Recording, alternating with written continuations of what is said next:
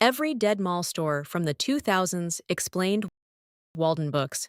You could smell it 3 stores away. That specific cocktail of fresh paper, carpet glue, and recycled air conditioning.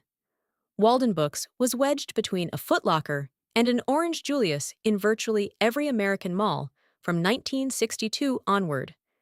At its peak, Waldenbooks operated over 1,200 locations. The stores averaged just 2,800 square feet, impossibly small by modern standards, which meant shelves crammed floor to ceiling. You'd tilt your head sideways reading spines until your neck ached. Here's what most people don't know. Waldenbooks was owned by Borders Group. So when Borders made a series of catastrophic business decisions in the mid-2000s, Waldenbooks got dragged into the grave with it. By 2011, every single location was gone. Not because people stopped buying books at malls, because the parent company lit itself on fire.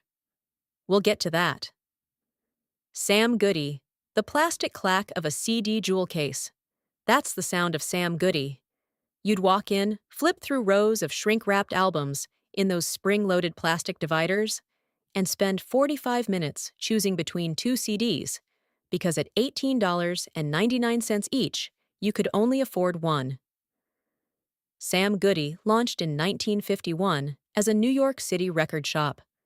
By the late 90s, it had over 1,300 locations and was the largest music retailer in America, pulling $1.3 billion annually. Then Napster happened. In 1999, peer-to-peer file sharing detonated the music retail industry. CD sales dropped 50% between 2000 and 2007.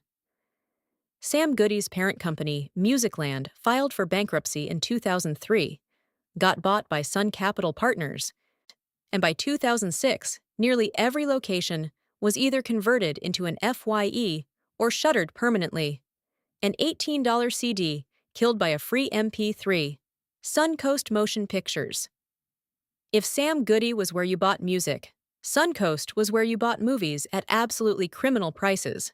A single VHS tape ran $24.99. A DVD box set, $50. And you paid it because this was before streaming, before reliable torrenting. You wanted to own a movie, you walked into Suncoast. Suncoast was also owned by Musicland Group, making it a corporate sibling of Sam Goody. At peak, roughly 400 locations operated nationwide. The stores were narrow, dimly lit, and plastered wall to wall with movie posters you desperately wanted to steal. What killed Suncoast wasn't just digital, it was Walmart. When Walmart started pricing new release DVDs at $13.99 as loss leaders, Suncoast couldn't compete. Why pay $22 at the mall when Walmart had it for less? By 2006, Suncoast was functionally extinct. 400 stores, erased by a grocery chain's DVD aisle. KB Toys.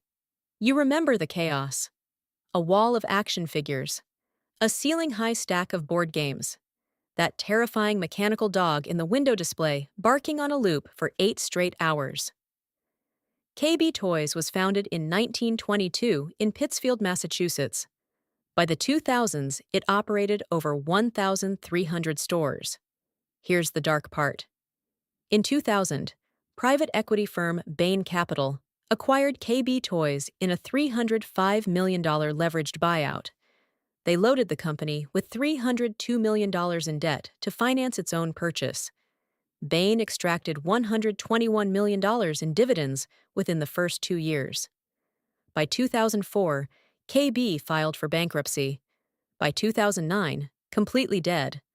1,300 stores, 15,000 jobs, gone.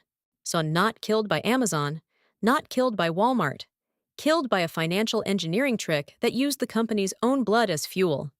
The KB Toys buyout became a political flashpoint during the 2012 presidential election, when Bain's founder ran for president. Sharper Image. You never actually bought anything at Sharper Image. You walked in, sat in a $4,000 massage chair for 20 minutes while your mom was at Macy's, and left. Everyone did this. The employees knew it. They watched you. Sharper Image launched in 1977, and grew to 196 stores, generating $760 million annually. The flagship product was the Ionic Breeze air purifier, which at one point accounted for 40% of total company revenue. Then, in 2005, Consumer Reports published a devastating review. The Ionic Breeze performed worse than a standard HEPA filter and produced ozone as a byproduct. Sharper Image sued Consumer Reports for defamation. They lost. Sales cratered. The company filed for Chapter 11 in 2008, carrying $200 million in liabilities. One product review in one magazine destroyed an entire 196-store retail chain. The massage chairs went cold. Circuit City, the red and white logo. The massive showroom floor. That one employee in a red polo who somehow knew less about the laptop than you did. Circuit City was the second largest electronics retailer in America, 567 superstores, $12 billion in annual revenue at peak. Then they made one of the most self-destructive decisions in retail history.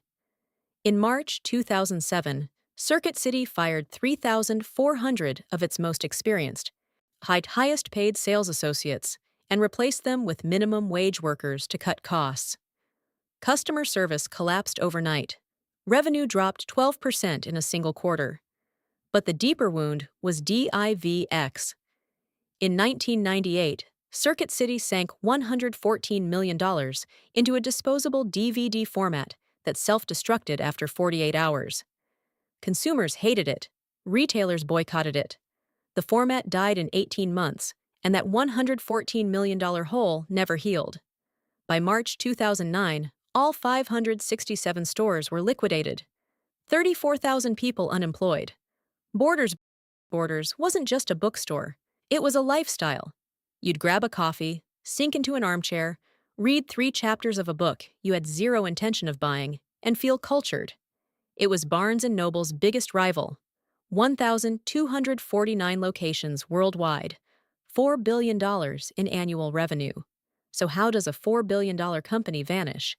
In 2001, Borders outsourced its entire online sales operation to Amazon. Not a partnership, full surrender. They handed their customer data, purchasing habits, and digital infrastructure to the company that would destroy them. By the time Borders launched their own website independently in 2008, Amazon had a 7-year head start built partly on Borders' own customers. They also doubled down on CDs and DVDs, right as both formats started dying. Filed for Chapter 11 in February 2011. By September, all 1,249 locations were gone. 19,500 employees out. The company that outsourced its future to Amazon was buried by Amazon. Warner Bros. Studio Store.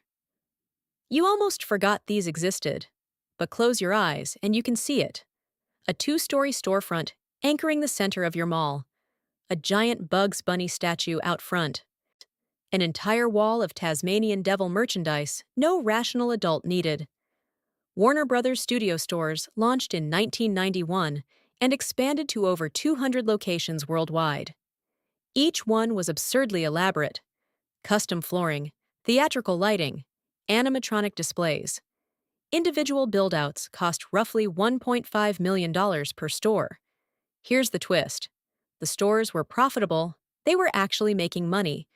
But in 2001, the AOL-Time Warner merger created the largest corporate disaster in American history. A $99 billion deal that eventually wrote down $99 billion in losses. During the financial chaos, executives decided retail wasn't a core competency and closed every single location. A profitable chain murdered not by competition, not by the internet, but by a corporate merger so catastrophic it became the textbook definition of hubris. 200 stores gone because AOL thought it was worth $164 billion.